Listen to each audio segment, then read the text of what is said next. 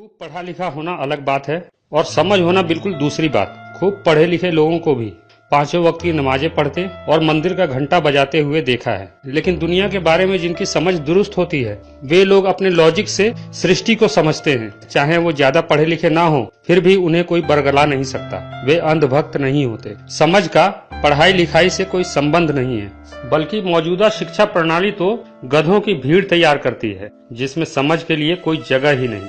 अभी हाल ही में एक MBBS डॉक्टर एक तांत्रिक के चक्कर में 2 करोड़ रुपए ठगा बैठी। आप इसे क्या कहेंगे? पेरियार रामास्वामी केवल 6ठी पास थे। दशरथ माझी ने स्कूल का मुंह तक नहीं देखा था। आप इन्हें क्या कहेंगे?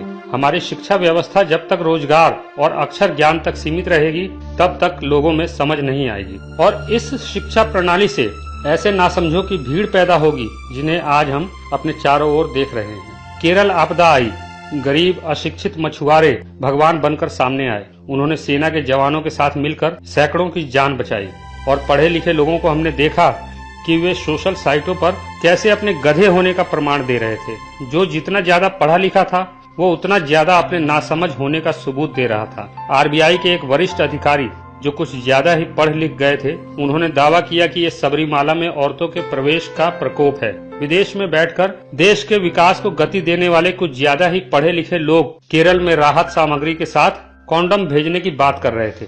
ये है हमारे देश के पढ़े लिखे लोगों की असलियत। आप शिक्षित हैं, इसका अर्थ ये नहीं कि आप समझदार भी होंगे।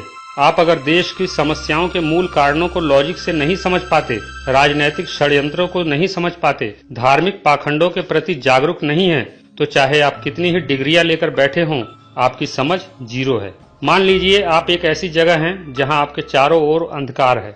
ऐसे में आपकी पढ़ाई लिखाई उस अंधेरे में एक टॉर्च की तरह है। आप उस टॉर्च के सहारे रास्ते को देखते हुए आगे बढ़ जाएंगे, लेकिन आसपास के माहौल और मंजिल की तार्किक समझ न होने के कारण आप भटक जाएंगे, गलत रास्ते पर आगे बढ़ते रहेंगे। वहीं जिसके पास टॉर्च नहीं है लेकिन रास्ते और मंजिल की समझ है, वो घोर अंधकार में भी बिना रोशनी के रास्ता ढूंढ लेगा और आपसे पहले मंजिल तक पहुंच जाएगा। ज्ञान का अर्थ ही परिवर्तन है। अगर आप में ज्ञान है और उस ज्ञान से समाज का कोई लाभ ही नहीं, तो ऐसा ज्ञान किस काम का? फिर तो ये आपका भ्रम है कि आप ज्ञानी हैं। धर्म, आध्यात्म, राजनीति और पूंजीपतियों के गठजोड़ से बनी हमारी विकृत सामाजिक व्यवस्था में अगर पढ़े लिखों की तादाद बढ़ने से देश आगे बढ़ता, तो आज देश की ऐसी हालत नहीं होती कि 77% लोग 30 रुपए रोज पर गुजारा करने को मजबूर होते, रोज 50 किसान आत्महत्या करते और प्रतिदिन 5000 बच्चे कुपोषण का शिकार होकर मरते।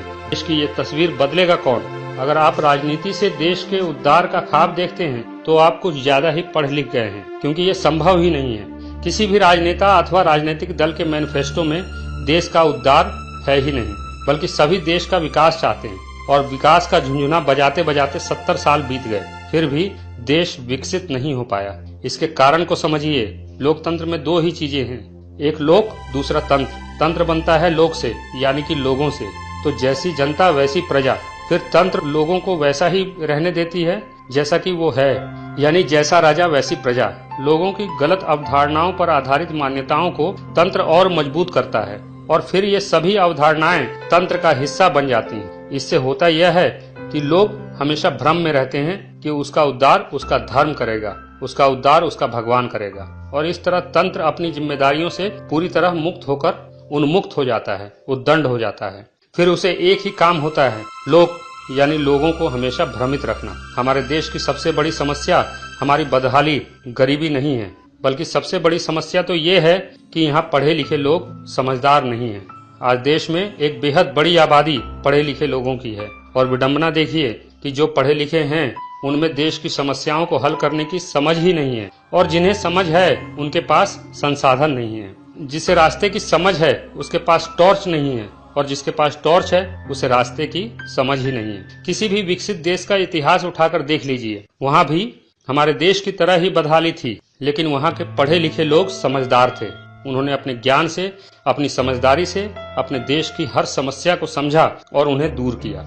आज इन देशों के धार्मिक स्थलों में मकड़ी के जाले लग चुके हैं, क्योंकि वहाँ लोग समझदार हैं। उन्हें पता है कि धर्म का इतिहास कितना कुरूप रहा है। धर्म ने दुनिया को सिवा बर्बादी के कुछ नहीं दिया, लेकिन इसके उलट हम पढ़ लिख कर भी धर्म में अपना भविष्य तलाश कर रहे हैं। यही हमारी सबसे बड़ी मूर्खता है। भारत जैसे देश में जहां 77% आबादी को 2 जून की रोटी के लिए संघर्ष करना पड़ता है। देश में 20 करोड़ लोग नालों और फुटपाथों पर जिंदगी गुजारने को मजबूर हैं और इतने ही लोग सड़ांध भरी झुग्गियों में जीने को मजबूर हैं। दूसरी ओर धार्मिक संस्थानों के पास इतना धन इकट्ठा है जिससे देश की सभी समस्याएं एक झटके में दूर हो सकती हैं। देश को दोबारा सोने की चिड़िया बनाया जा सकता है। करोड़ों मंदिर, मस्जिद, मजार, धाम, गुरुद्वारा, चर्च और मदरसे देश पर बोझ नहीं तो क्या है। धर्म और ईश्वर के नाम पर खड़े किए गए इस आडंबर से देश का क्या भला हुआ है या हो रहा है। वे देश जहां धर्म की ये बीमारी नहीं है वहां लोग हमसे ज्यादा खुशहाल हैं।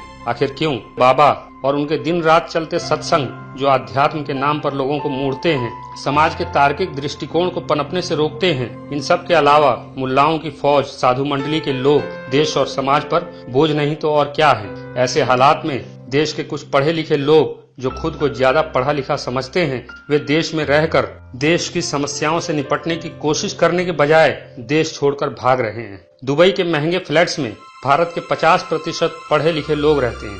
ऑस्ट्रेलिया, कनाडा, अमेरिका और यूरोप में भी भारतीय पढ़े लिखे लोग इसी तेजी से सेटल हो रहे हैं और कुछ अनपढ़ लोग जो खुद को ज्यादा समझदार समझते हैं, हिंसा के बल पर देश को बदलने का ख्वाब देख रहे हैं, नक्सली बन रहे हैं। दोनों ही स्थितियों में देश का विनाश ही होगा, उद्धार नहीं। अगर देश का सच में उद्धार चाहिए तो पढ़े लिखे लोगों को समझदार बनना पड़ेगा। देश की समस्याओं को तार्किक दृष्टिकोण से समझना होगा, सबको साथ मिलकर आगे बढ़ना होगा, तभी देश का उद्धार संभव है। वरना आने वाले वक्त में ये देश सिर्फ बेवकूफों का देश बनकर रह जाएगा। ये भी एक परम सत्य है कि जिस समाज में धर्म के पाखंड से दिमाग को दूषित करने की प्रक्रिया जन्म लेते ही शुरू हो जाती हो, परिवार, समाज, स्कूल, टीवी और अखबार सहित बुद्धि विकास के सभी दरवाजों पर धार्मिक गिरोहों का जबरदस्त पहरा हो, ऐसे में खूब पढ़ लिख कर भी कोई इस मायाजाल से कभी निकल ही नहीं पाएगा। ऐसी व्यवस्था में पढ़े लिखे समझदार लोग सिर्फ अपवाद ही होंगे। आप पढ़े लिखे हैं या समझदार, सोचिएगा।